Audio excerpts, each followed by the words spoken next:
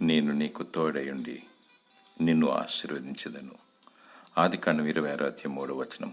నిశ్చయముగా నిన్ను విస్తరింపచేతును, నీ సరిహద్దులను విశాలపరుతును, నా సన్నిధి నీకు తోడుగా వచ్చును. నీవు వెళ్ళు ప్రతి మార్గంలో నేను నీకు తోడయందును, నీ పక్షాన నేను ఉన్నానని జనులు తెలుసుకునేటట్లు చేసేదను అని జీవం గల దేవుడు సెలవిస్తున్నాడు.